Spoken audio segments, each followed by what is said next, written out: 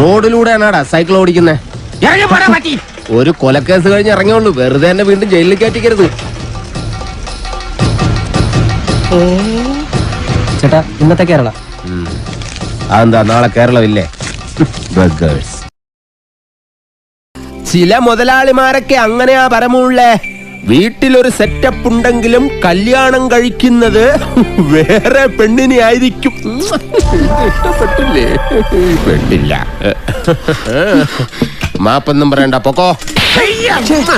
വൃത്തിയായിട്ടവനെ ഉമ്മ വെച്ച് കളിക്കുന്ന ചെവിയും കട്ടൂടാ കണ്ണും കണ്ടൂടാ. ശിവനെ, ഇത് ഏത് ജില്ല? നിക്കറിയവിടെ. തൽക്കാലം മല്ലയെ ഇതറിയണ്ട. പെങ്ങളൂട്ടി പൊക്കോ. യുവമാരൊന്നും ശരിയല്ല, പൊക്കോ.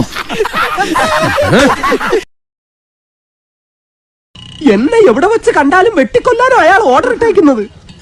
അങ്ങനെ പേടിച്ചു പോകുന്നവനൊന്നും അല്ല ഞാൻ. എന്നാലും വെറുതെ ചോദിക്കുക, ഈ കോയമ്പത്തൂർക്കുള്ള ബസ് പോയാലോ?